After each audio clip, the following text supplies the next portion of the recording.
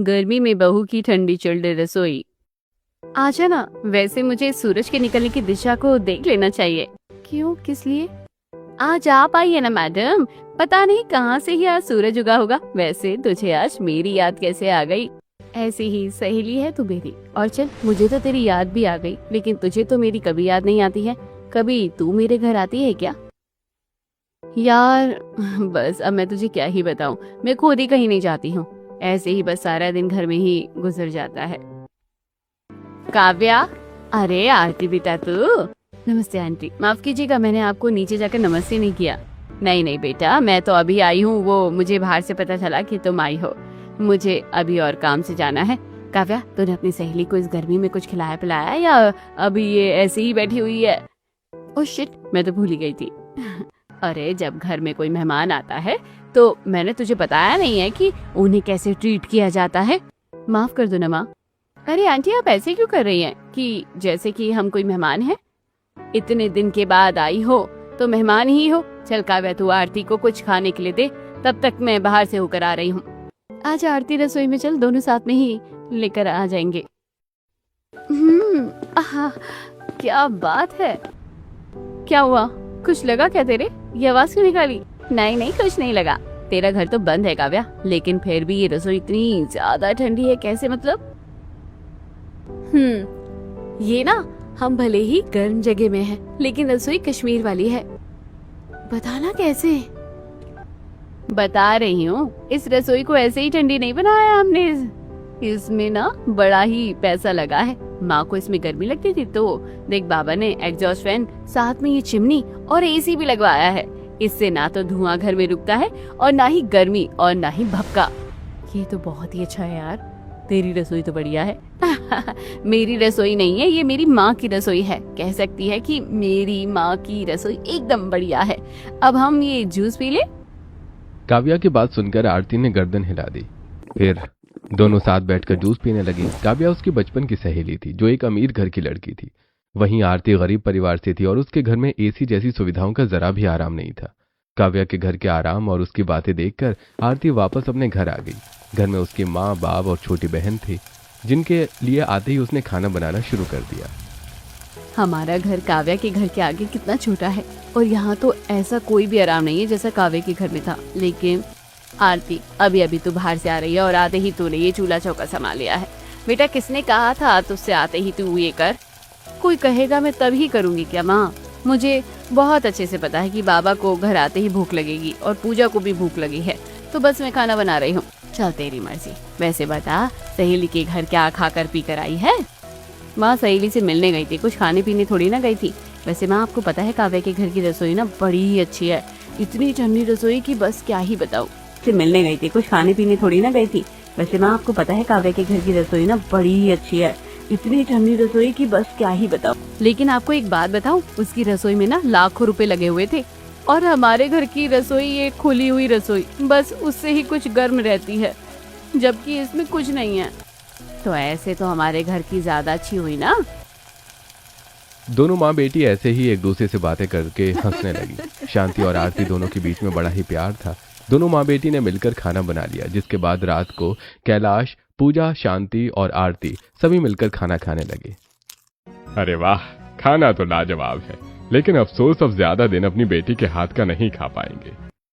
क्या मतलब? बाबा, मैं हमेशा आपके लिए खाना बनाने को तैयार हूँ। मैंने कब कहा कि तू मेरे लिए नहीं बनाएगी? हाँ? लेकिन बेटा, मुझे तेरे लिए एक लड़का मिला है, बड़े ही अच्छे लोग हैं। शांति, तुम कहो तो कल पंडित जी को बुलाकर आरती और उस लड़के की कुंडली मिलवा दूं।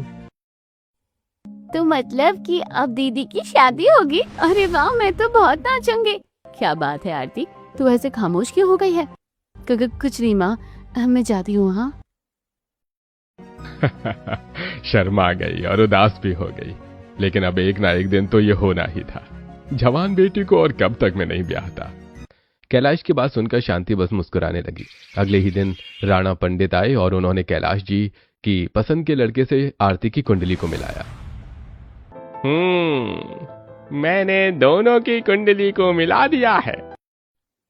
तो क्या है इनकी कुंडली में? क्या ये एक दूसरे के लिए ठीक भी है या नहीं? जोड़ा काफी अच्छा रहेगा। इनके सभी गुण मिल रहे हैं। आपको इस शादी में देरी नहीं करनी चाहिए। अब से ठीक 7 दिन के बाद में शादी का सबसे शुभ मुहूर्त है। अगर उस दिन आपने इनकी शादी कर दी तो ये रिश्ता बस इस जन्म तक नहीं बल्कि अगले 7 जन्मों तक का हो जाएगा।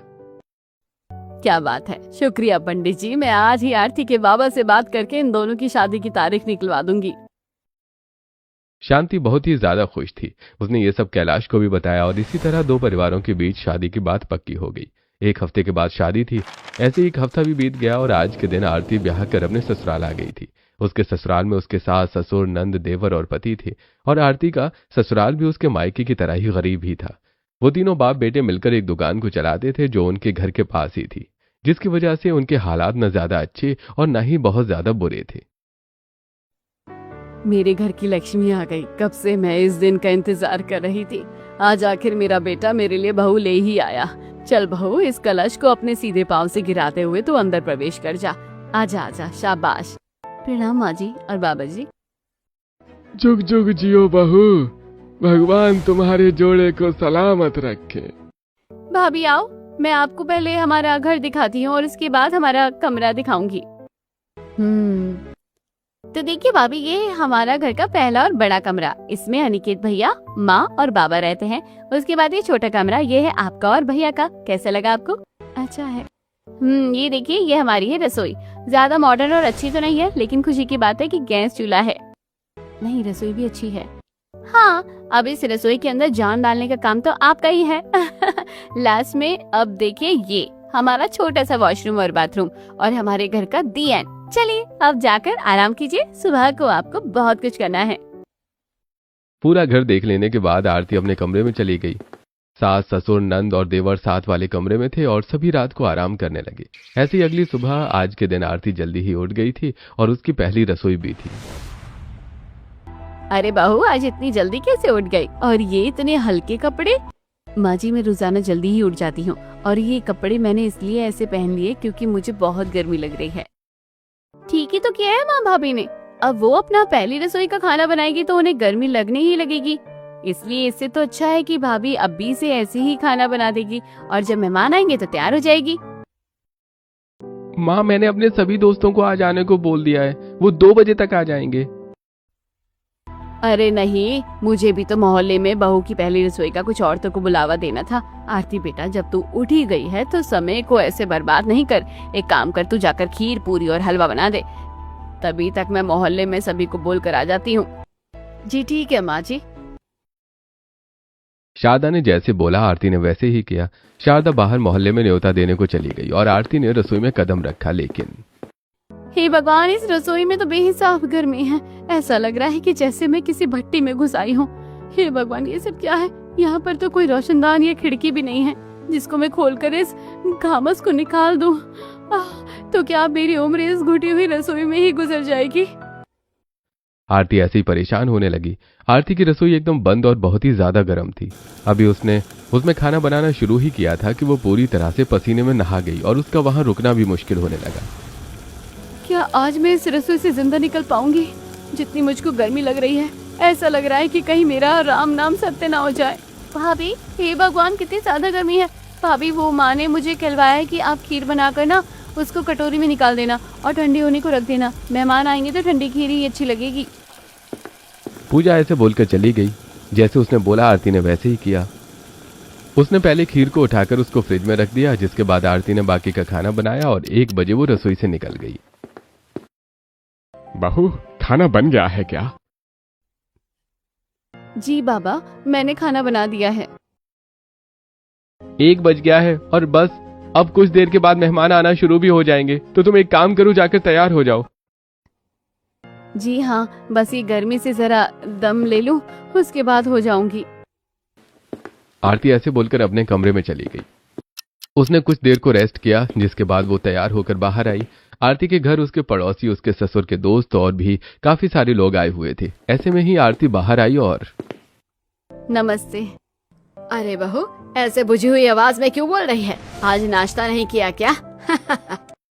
राज बालाजी, वो मुरझाई हुई आवाज नहीं, वो लड़कियों की और खासकर नई बहू की नजाकत होती है। लेकिन आप कैसे समझोगी? बहू चल, 2 बज रहे हैं, अभी सभी को भूख लगी है और भूख में तो इंसान क्या क्या बोलता है। तू खाना लगा दे। जी माँ जी। चलो भाभी, मैं भी आपकी मदद करवा देती हूँ खाना लगवाने में। मेघा की बात को सुनकर आरती थोड़ा मुस्कुराई और उन्होंने खाना लगाया। जमीन पर एक बड़ा सा कपड़ा बिछाकर खाना लगा, जिसके आसपास सभी बैठ गए और बहू ने खाना परोसना शुरू किया। सुदेश, लगता है आज तो तूने अपनी कंजूसी को छोड़कर दिल खोलकर पैसा लगाया है नई बहू की पहली रसोई में। बहू ने बड़ी ही मेहनत से खाना बनाया होगा ना। मेहनत से ही तो खाना बनता है। वैसे जब मेरी गौरी बहू ने खाना बनाया था ना अपनी पहली रसोई का, तो अजनबी लोगों ने भी आकर पूछा था कि खाने की खुशबू कहाँ से आ रही है। अरे जाइए माँ जी, आप भी ना। बहू तू है ही तारीफ के काबिल, अब मैं तेरी तारीफ भी ना करूँ। आप भी ना। राजबाला बहन, अभी मेरी बहू की पहली रसोई है, इसके हाथ का खाना खाओ। अपनी बहू के हाथ का खाना तो तुम खाती ही रहती हो। एक एक करके सभी ने पूरी और सब्जी निकाल ली। आरती काफी खुश थी और घबरा भी रही थी। अभी वो ऐसे ही सोच ही रही थी कि सुदेश के एक दोस्त ने पहला निवाला खाया और अरे भाभी, शारदा भाभी, ये खाना तो सड़ा हुआ है। ये आप क्या बोल रहे हैं जयश्री? मेरी बहू ने अभी अभी अपने हाथों से ये ताजी ताजी खाना बनाया है। ऐसा कैसे हो सकता है ये खाना खराब हो? शारदा चाची, जयेश बाबा सही बोल रहे हैं, ये खाना तो सच में ही खराब हो गया है। लो, ये तो गजब हो गया। नई बहू ने पहली रसोई का खाना बनाया और खाने से पहले ही वो खराब हो गया। अब जिस बहू के हाथ का खाना कुछ घंटे तक नहीं टिक पाया, वो पति के साथ जन्म जन्म का साथ कैसे निभाएगी? सभी लोग ऐसे ही बातें बनाने लगे, लेकिन राजबाला सभी से ज्यादा इस घटना का फायदा उठाकर शारदा और उसकी नई बहू का मजाक बना रही थी। बस राजबाला बहन, अब जब गर्मी ही पता नहीं किस बला की हो रही है, तो इसमें मेरी बहू की क्या गलती है? अमित बेटा, बाहर से खाना ले आ। तब तक आप लोग मेरी बहू के हाथ का बनाया हुआ मीठा खा लीजिए। खीर फ्रिज में थी तो खीर खराब नहीं हुई है। शारदा ने अपनी बहू आरती से सभी को खीर देने को बोला। ज्यादा गर्मी की वजह से आरती की पहली रसोई तो खराब हो ही गई थी, लेकिन उसने अपना दिल छोटा नहीं किया और उसने सभी को खीर खिलाई। वाह, क्या बात है बहू। भले ही तेरे हाथ के खाने का गर्मी ने साथ नहीं दिया, लेकिन एक खीर खाकर पता चल रहा है कि तू कितना अच्छा खाना बनाती है। सच में एक चीज का जायका अलग ही आ रहा है। राजबाला बहन, अब आप कुछ नहीं बोलना चाहोगी? हाँ, ठीक है। वैसे अगर इसमें थोड़े से बादाम और काजू और होते तो ज्यादा अच्छा स्वाद आ जाता। अभी बस ठीक ही लग रहा है। राजबाला जी, अब हर कोई तो आपकी तरह नोटों में खेलने वाला नहीं है। सभी के घरों में नहीं आते हैं ये काजू किशमिश, कोई खा ही पाता है। ये खीर बिना काजू बादाम की ही इतनी अच्छी है, तो सोचो अगर इसमें वो काजू बादाम डल जाते तो क्या होगा? पता नहीं, लोगों को बस किसी की तारीफ करना भी भारी हो जाता है। राजबाला शारदा की बात को सुनकर चिढ़ गई, लेकिन कुछ बोली नहीं। कुछ ही देर के बाद सभी खाना खाकर चले गए और मेरा खाना मैंने कितने दिल से बनाया था। भाभी आप उदास मत हो, कोई नहीं, आप दोबारा ऐसा खाना बना दोगी। बिल्कुल जरूरत नहीं है हमारी बहू को ऐसे दिल छोटा करने की। माँ जी, हमारी रसोई बाकी घरों की रसोई के आगे काफी बंद है। आपको उसके अंदर एक एग्जॉस्ट फैन लगवा लेना चाहिए, नहीं तो ये आगे को हमें बहुत ज्यादा नुकसान देगी। भाभी बस आज ऐसा हो गया क्योंकि आज बाकी दिनों से गर्मी काफी ज्यादा है। ऐसा नहीं है कि हमेशा ही ऐसा होगा, और ऐसा नहीं है कि एग्जॉस्ट फैन लगवाने से सब ठीक हो जाएगा। गर्मी तब भी ऐसी रहेगी, समझ आया? और बेकार में पैसे भी उठ जाएंगे। अपने घर वालों के बहाने को सुनकर आरती चुप हो गई। वो जानती थी कि गरीब लोगों के लिए छोटे छोटे काम भी कितने मुश्किल हो जाते हैं, जिसकी वजह से वो लोग कुछ और करने के बजाय बस बहाने बना देते हैं। ऐसी अब आरती की शादी हुए एक हफ्ता बीत गया था। इस एक हफ्ते में आरती अपनी गर्म रसोई में काफी परेशान हुई थी और आज वो अपनी सास के साथ सब्जी लेने आई हुई थी। तो फिर बहू, तूने क्या सोचा? तू क्या बनाएगी आज? माँ जी, मैं सोच रही हूँ कि आज कटहल बना लूं, अच्छा लगता है। कटहल? देखो तो माँ जी, बाजार कौन आया हुआ है? अच्छा जी, तो ये भी है यहाँ। नमस्ते राजबाला आंटी। नमस्ते। अरे बहू रानी, क्या खरीद रही हो आज? ओ अच्छा, कटहल। अरे तुम्हें तो लगता है कि जरा भी समझ नहीं है कि परिवार वालों को किस मौसम में क्या खिलाना चाहिए, या कोई पुराना बदला लेने आई हो? जी, अरे आप यहाँ भी आ गई, तो ऐसे क्या सिखा रही हो मेरी बहू को? अब जब कोई है नहीं बेचारी को सिखाने वाला तो हमें ही सिखाना पड़ेगा ना। वैसे गर्मी के मौसम में कौन कटहल खाता है, इतनी गर्म तासीर की सब्जी। मेरी बहू तो मोबाइल पर छानबीन करके ठंडी ठंडी सब्जी हमें खिलाती है, और एक तुम्हारी बहू है कटहल खिलाएगी। बहन, मेरी और तुम्हारी रसोई में बड़ा फर्क है। वैसे अभी हम लोग जा रहे हैं, वक्त नहीं है जाया करने को। शारदा आरती का हाथ पकड़कर उसको अपने साथ ले आई। आरती ने घर आकर सभी के लिए कटहल की सब्जी बना दी। शाम को सभी ने आकर खाना खाया और अचानक से ही बड़ी गर्मी लग रही है। पेट में भी ऐसे लग रहा है जैसे कि आग सी जल रही हो। अरे, ये कटहल की सब्जी की तासीर बड़ी गर्म है, इसलिए ऐसा हो रहा है। मुझे भी अचानक से गर्मी लग रही है। अरे जब तुम लोगों को पता है कि इस चीज की तासीर गर्म है तो फिर वो चीज बनाती ही क्यों हो? कल से कोई ऐसी चीज ना बनाना जिससे गर्मी और बढ़े। हे भगवान, मैं तो कुछ देर को बाहर जा रहा हूँ। मैं भी जा रहा हूँ, यहाँ घर में नहीं रुका जाएगा। अमित जी, 1 मिनट रुकिए, मुझे अपना फोन दे दीजिए, तब आप चले जाना। आरती ने अमित के जाने से पहले उसका फोन ले लिया, जिसके बाद वो अपने कमरे में गई और फोन पर खाना बनाने की रेसिपी देखने लगी। मैं भी पागल हूँ, सभी को ऐसी गर्मी में कटहल बनाकर खिला दी। अब जैसे इस वीडियो में दिखाया है मैं वैसे ही खाना बनाऊंगी। कल मैं खीरे का रायता और ये ठंडी ठंडी छाछ खाने में रखूंगी, इससे सभी का मन और तन ठंडा हो जाएगा। अपने परिवार के कंफर्ट के लिए आरती बेचारी परेशान रहती थी। ऐसे ही अगला दिन भी आया और आरती रसोई में सभी के लिए ठंडा ठंडा रायता बनाने लगी। अरे वाह, खीरे का ये बढ़िया सा रायता आज सभी का दिल जीत लेगा। आज शाम तो सभी खुश हो जाएंगे। बहू, कहाँ है तू? जी माँ, खाना बना रही हूँ। जल्दी से बना ले, उसके बाद अगर तू कहे तो मैं तुझे आज गांव में टहलाने ले जाऊंगी। क्यों नहीं माँ जी, मेरा काम तो बस होने ही वाला है। चलिए हम गांव घूमने को चलते हैं, ये बस बन ही गया है। आरती खाना बनाने के बाद अपनी सास के साथ टहलने को निकल गई। कोई भी घर में नहीं था। माँ जी, ये खेत किस चीज के हैं? ये खेत लौकी के हैं। देख नहीं रही कितनी ज्यादा अच्छी हवा आ रही है यहाँ खड़े होकर। सही कहा माँ जी, शाम हो गई है, मेघा घर आ गई होगी। चलिए घर को चलते हैं। सही कहा, वैसे भी हमें घर से निकले हुए बहुत देर हो गई है और जाने में भी वक्त लग जाएगा। शारदा और आरती दोनों ही टहलने के बाद अपने घर को वापस चली गईं। घर आने के बाद आरती ने घर की सफाई की, जिसके बाद सभी के आ जाने के बाद आरती ने खाना लगाया। भाभी, ये क्या बनाया है? आज का खाना तो काफी अच्छा और ठंडा लग रहा है। जी हाँ, आज मैंने ठंडा ठंडा खीरे का रायता और पीने को खट्टी छाछ बनाई है, खाइए। भाभी लाओ जल्दी से मुझे रायता दो। हाँ हाँ, दे रही हूँ। अरे कोई है शारदा जी? हाँ जी हाँ, बोलिए। ये लो तुम्हारे लिए ठंडा ठंडा रबड़ी फलूदा लेकर आई हूँ, मेरी बहू ने बनाया है। अच्छा, अब आपकी बहू को तो पता नहीं है कि ठंडी चीजें कैसे बनाई जाती है, तो माँ जी ने मुझसे कहा कि हम अपने घर का ही आपको बनाकर खिला दे। राजबाला का की फलूदा लेकर आई है, क्या बात है, मुझे दीजिए। मेघा फालूदा ले गई, जिसके बाद सभी घर वाले बेचारी आरती का बनाया हुआ खाना भूल गए। और क्या है ये, मुझे दो। अमित जी, ये फलूदा है, आप पहले खा तो लीजिए खाना, उसके बाद कुछ और खा लेना। नहीं नहीं, मुझे नहीं चाहिए। मैं तो ठंडा ठंडा फालूदा खाऊंगा। अरे बहू, खाना ऐसा नहीं बना कि जो पूरा ही ठंडा हो। ऐसा बना कि खाना तो नॉर्मल हो, लेकिन उसके बाद कुछ ऐसा ठंडा मिल जाए जैसे कि ये फालूदा। आहा हा हा, मजा ही आ जाए।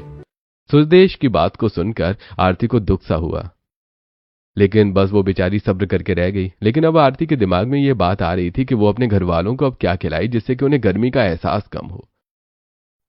मैंने इतनी मेहनत से सभी के लिए खीरे का रायता बनाया है, लेकिन फिर भी किसी ने फलूदे के आगे मेरे बनाए हुए खाने को चखा भी नहीं।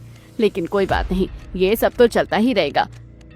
मैं कल माँ से फोन करके पूछूंगी कि माँ वो मसाला कैसे बनाती थी जो खाने को अच्छा और ठंडा दोनों ही रखता था। ऐसी अगला दिन भी निकल आया और आज के दिन। भाभी, आज आप क्या बना रही हैं? मुझे ख्याल आ रहा था कि आज मैं कढ़ी चावल बना दूं। भाभी, इस खूबसूरत ख्याल को बस ख्याल नहीं रखिए, इसको सच कर दीजिए। अरे अभी तो सुबह का वक्त है, डेयरी पर इस वक्त छाछ मिल जाएगी। जा मेघा, बहू के साथ जाकर तू छाछ ले आ। सुदेश की बात को सुनकर आरती और मेघा दोनों छाछ लेने को चली गई। सुबह का वक्त था। अभी जब मैं माँ के साथ यहाँ आई थी तो शाम का मंजर कुछ अलग था और अब अलग है। गाय भैंसी रौनक सब कितना अच्छा लग रहा है, सिवाय इस गर्मी के। मेघा और आरती ऐसी बातें करने लगी और वो छाछ लेकर घर पहुंची। बहू, कढ़ी बनाए ना तो ऐसी बनाना जिससे कि ज्यादा मिर्ची ना लगे, एकदम हल्के मसालों के साथ, जिसको खाने में भी मजा आ जाए। माँ जी, मेरी माँ ना एक तरह का मसाला बनाती थी जिसको ना हम सारी गर्मी खाया करते थे। मुझे जरा फोन दे दीजिए, मैं माँ से पूछ लूंगी कि वो किस तरह से बनाती थी। हाँ हाँ जरूर, माँ की कलाई तो बेटियों के हाथों में होनी चाहिए। नमस्ते माँ। नमस्ते। आज कैसे फोन किया तूने अपनी माँ को? कुछ नहीं माँ, बस मैं ये पूछ रही थी कि आप जो वो खास मसाला बनाती थी वो हम गर्मी में खाते थे, न ज्यादा तीखा था न ज्यादा तेज, वो आप कैसे बनाती थी? वो मसाला आसान है, मैं तुझे बताती हूँ। शांति ने आरती को अपना सीक्रेट मसाला बनाना बताया, जिसको सुनने के बाद आरती ने भी उसको बनाया। उसने खूब सारा जीरा लेकर भून दिया और उसको पीसा। ऐसी बहुत कम मात्रा में उसने खड़े मसाले भी लिए और 2-4 तरह के मसालों को मिलाकर उसने उसे तैयार कर दिया। बन गया मेरा गर्मी वाला मसाला। अब मैं जल्दी से इससे कढ़ी बनाने को रख देती हूँ। आरती ने मसाला बनाकर वो ही कढ़ी में डाला और कढ़ी चावल बना दिए। कुछ देर के बाद जब सभी दोपहर का खाना खाने को आए तो अरे वाह आरती वाह, मान गए तुम्हें। ये खाना अच्छा भी और गर्म होने के बावजूद भी ठंडा है। इसके मसाले अंदर से शरीर जला नहीं रहे हैं और ना ही गर्मी लग रही है। भाई ने सही कहा भाभी। शुक्रिया, मैंने ये खास मसाला अपनी माँ से बनाना सीखा है। अगर हम हर सब्जी को इसी मसाले से बनाएंगे तो यकीनन आपको मसाले की तेजी बहुत ही कम महसूस होगी। इसको कहते हैं कला। बहू तू एक काम कर, ये कढ़ी चावल ना एक बर्तन में निकाल के, ये राजबाला का बड़ा मुंह चलता है ना मेरे घर की चीजों में कमी निकालने को, ये कढ़ी चावल मैं उसके घर देकर आकर उसके मुंह पर एक करारा तमाचा लगाऊंगी। शारदा की बात को सुनकर आरती ने एक बर्तन में कढ़ी और चावल निकाल दिए। चाहे कहीं भी देकर जाओ, लेकिन एक बात तो है, मैं शाम को भी यही खाऊंगा, तो शाम के लिए इसको बचा देना। हाँ मैं भी यही खाऊंगी भाभी। हाँ, मैंने काफी बनाया, ये शाम को भी हो जाएगा। चलिए मैं इसको फ्रिज में रख देती हूँ जिससे कि ये खराब नहीं होगा। आरती ने कढ़ी चावल को फ्रिज में डाला, जिसके बाद वो राजबाला के घर अपनी सास के साथ आ गई। अभी वो बस उसके दरवाजे पर ही पहुंची थी कि तभी क्या बहू, तुझे भी आज तक कुछ बनाना भी नहीं आया है, बिल्कुल बेकार है तू। अब क्या हुआ माँ जी, मैंने तो आपके लिए मलाई कोफ्ता बड़े ही नापतोल से बनाया था। ये नापतोल करने के बाद तूने मिर्ची ऐसी भरी है जैसे कि राशन में फ्री मिल रही थी। थोड़ा सा तो हाथ रोककर डालना था ना, मुंह से लेकर पूरी छाती तक मिर्ची उतर गई है। थोड़ा तो हाथ रोककर बनाती ना। माँ जी, आप बाहर तो मेरे खाने की तारीफ करती हो और अरे चुप, बाहर कर देती हूँ तो इसका मतलब ये नहीं कि तुझे बहुत ही अच्छा खाना बनाना आता है। वो तो बस शारदा की बहू को मैं नीचे दिखाने को महंगे महंगे बाहर के पकवान भेज देती हूँ। तभी तो मैं कहूँ कि ये फलूदे का गिलास सिंगल हलवाई के यहाँ का क्यों था। अरे शारदा जी, तुम कब से यहाँ हो? बस तभी से जब से तुम अपनी बहू को डांट रही थी। वैसे कोई बात नहीं राजबाला, अब घर की बहू मेरी आरती की तरह तो नहीं होगी ना। क्या मतलब? तुमने इतना ज्यादा मुझे चिढ़ाया है, कसम से तुम्हें चिढ़ाने में भी मजा आ रहा है। वैसे तुम्हारे लिए कढ़ी चावल लाई थी, मेरी बहू ने खुद बनाया है। और अच्छी बात यह है कि ये कढ़ी चावल ना एकदम हल्के और ठंडे ठंडे है, तुम्हारा जिगर भी इनसे नहीं चलेगा। ये लो खाओ खाओ। शारदा गौरी के हाथों में प्लेट थमाकर आ गई। जहां राजबाला शारदा को चढ़ाने का एक मौका नहीं छोड़ती थी, वहां आज शारदा ने ऐसा छक्का मारा था कि राजबाला की नजरें भी अब ऊंची नहीं हो पा रही थी। क्या सही वक्त पर एंट्री की है बहू हम दोनों ने। राजबाला का मुंह ना देखने लायक था। माँ जी, वो कहते हैं ना, सच से झूठ कितना ही ताकतवर क्यों ना हो, लेकिन एक ना एक दिन सच के आगे आ ही जाता है। और जब आता है तो ना बड़ी ही जिल्लत होती है। अब कभी मुझसे चिढ़ेगी नहीं। माँ जी, वैसे एक बात पूछूं, ये राजबाला जी आपसे इतना जलती क्यों है? बस अब क्या बताऊं बहू, हम दोनों की शादी ना इस मोहल्ले में साथ ही हुई थी। जब तक हमारी उम्र कम रही तभी तक सब सही रहा, लेकिन अब से 10 साल पहले। शारदा जी कहाँ हो? हाँ बोलो राजबाला। मेरा बेटा है ना मोहन। ऐसे बता रही हो जैसे कि मुझे मोहन के बारे में कुछ पता नहीं है। बच्चा है वो मेरा, जितना तुम्हारे घर में पला है उतना ही मेरे घर में पाला है मैंने उसे। हाँ, लेकिन उसकी रगों में खून तो मेरा है। अगर तुम्हारा होता तो तरक्की नहीं कर पाता। क्या मतलब? हमारे बच्चे साथ साथ ही तो फैक्ट्री में जाते हैं ना। जाते हैं? नहीं जाते थे। जाते थे कहो, क्योंकि फैक्ट्री के मालिक ने मेरे काबिल बेटे को वहाँ का मैनेजर बना दिया है। और पता है, जितने भी नाकाबिल काम करने वाले थे ना, मेरे बच्चे ने उन सभी को काम से निकाल दिया है। तुम्हारा अमित भी आता ही होगा। नहीं नहीं राजबाला, अमित और मोहन तो भाइयों की तरह बड़े हुए हैं, है ना? और अमित से मोहन उसका रोजगार नहीं छीन सकता। जैसे हमारे घर के हालात है वैसे ही तुम्हारे घर के हैं, और मोहन को तो ये सब पता है। मेरा बेटा तो मेरे हालातों को बदलने वाला है, और हाँ, तुम्हारे ही नहीं पता मुझे कि वो क्या करेगा। माँ, अरे माँ, मोहन ने मेरे साथ आस्तीन के सांप का खेल खेला माँ। नहीं नहीं मेरे बच्चे रोते नहीं हैं। उस दिन मोहन ने हमारे साथ नमक हरामी करके हमारा सुकून तो पा लिया। वो आगे बढ़ गया और मेरा बेटा ईमानदारी के चक्कर में पीछे ही रह गया। लेकिन मैं खुश हूँ कि मेरे बेटे ने किसी का रोजगार नहीं खाया। बड़ी गलत बात है, यकीन नहीं होता कि अपनों के साथ लोग ऐसे दगा कर बैठते हैं। लेकिन तू चिंता नहीं कर, ऐसे लोगों का सामने आ जाना बेहतर होता है। चल अब हम अपने घर को चलते हैं। शारदा अपनी बहू के साथ अपने घर को चली गई। ऐसे ही शाम हुई और सभी कढ़ी चावल खाने का मन बनाकर आए थे, लेकिन जैसे ही आरती ने उन्हें फ्रिज से निकाला। अरे नहीं, ये क्या? आरती, क्या हुआ? खाना क्यों नहीं ला रही हो? अमित जी, वो क्या वो? ये खराब हो गए हैं और शायद फ्रिज भी। अरे जाओ आरती, तुम्हारे काम ही न जाने कैसे हैं।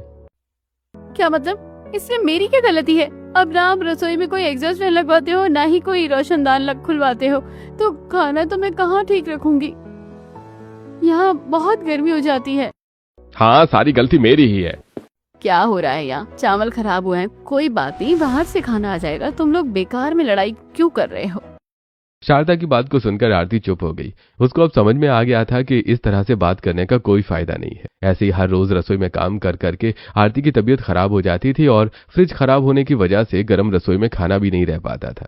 ऐसे ही सिलसिला जारी था और आज के दिन आरती रसोई में खाना ही बना रही थी कि तभी उसके पास उसके पिता का फोन आया। और हाँ बाबा, मैं आ रही हूँ, आप माँ को संभाल कर रखिए, मैं आती हूँ। माँ जी, मेरी माँ की तबीयत खराब है, माफ कीजिएगा, लेकिन अब मैं और कोई काम नहीं करूँगी। मैं अपनी माँ को देखने को जा रही हूँ। हाँ भाभी, कोई बात नहीं, आप जाइए, यहाँ मैं और माँ सब संभाल लेंगे। अपनी नंद की बात को सुनकर आरती अपने घर जाने को चली गई। उसकी माँ की तबीयत खराब थी। उसने जाके वहाँ के कामों को संभाला तो वहीं दूसरी तरफ। मेघा बेटा, चल हम दोनों मिलकर खाना बना लेते हैं। बहू सब्जी तो बना कर गई है, हमें बस रोटी बनानी पड़ेगी। चलिए। हे भगवान, माँ जी, ये रसोई है या खुद में एक भट्टी? यहाँ तो कितनी ज्यादा गर्मी है और घमस हो रहा है। बहू यहाँ किस तरह से काम करती है, मुझसे तो 1 मिनट तक रुका नहीं जाएगा। माँ, यहाँ रही तो मेरी तबीयत और खराब हो जाएगी। मैं जा रही हूँ, आप आज बाहर से खाना मंगवा लो। मेघा और शारदा में से किसी को भी वहां खाना बनाने की हिम्मत नहीं हुई। वहीं दूसरी तरफ आरती। आपसे किसने कहा था माँ कि आपकी तबीयत खराब में भी आप काम कीजिए? देखा, आपको मलेरिया हो गया है और आप रसोई में काम कर रही थी। चलिए अब बस यहाँ आप आराम कीजिएगा, समझ आया आपको? मैं सब देख लूंगी। आरती ने मायके में भी रसोई को ही संभाला हुआ था। इधर शारदा के घर में बाहर से रोटियां आईं, जिसके बाद वहां सभी ने खाना खाया। जब बहू पहले से ही सब्जी बना गई थी तो तुम लोगों से रोटी भी नहीं बन पाई। बाबा, गर्मी पता है आपको कितनी ज्यादा है, जानलेवा हो रही है। ऐसे में काम करना, वो भी रसोई में। नहीं नहीं, भाभी को तो पता नहीं कौन सी हिम्मत थी। आज मुझे महीनों के बाद रसोई में जाकर पता चला कि बहू क्यों रसोई में एग्जॉस्ट फैन और रोशनदान की बात करती थी। एक ही दिन में शारदा को तारे नजर आ गए थे। ऐसे ही कुछ दिन और गुजरे और आज के दिन शारदा हिम्मत करके रसोई में खाना बनाने को चली गई। लेकिन अभी वो बस बनाने ही लगी थी कि गर्मी से वो बेहोश हो गई और अनिकेत उसको अस्पताल लेकर गया। जब आरती को ये पता चला तो वो भी अस्पताल ही पहुंच गई। और माँ जी, आपको तो मैं सही छोड़ कर गई थी ना? फिर बहू मेरी बच्ची, मैं तो ठीक ही थी, लेकिन रसोई में काम करने की वजह से मेरी ये हालत हुई। तो किस तरह वहाँ पर ऐसे खाना बनाती थी बहू? बोल। बस माँ जी, आदत बना ली थी। नहीं, मैं अपनी बेटी जैसी बहू को ऐसे गर्मी में काम करने नहीं दूंगी, समझ आया तुझे? शारदा की बात को सुनकर आरती बस मुस्कुरा दी। आरती की माँ की तबीयत अभी सही नहीं थी तो वो अपने मायके ही चली गई। कुछ दिनों के बाद जब आरती आई तो ये रसोई का तो सब कुछ ही बदल गया। कहा था ना, अपनी बेटी को ऐसे काम नहीं करने दूंगी। शारदा ने रसोई में अपनी हैसियत के मुताबिक एक रोशनदान, एक एग्जॉस्ट फैन और एक छोटा सा कूलर लगवा दिया था, जिससे कि अब आरती की रसोई भी ठंडी हो गई थी और आरती अब खुशी से वहां रहती और काम करती थी। दोस्तों, क्या आपको हमारी ये कहानी पसंद आई? अगर हाँ तो हमें कमेंट करके जरूर बताइएगा और ऐसी ही शानदार कहानियों के लिए हमारे चैनल को सब्सक्राइब और वीडियो को लाइक करना ना भूलें।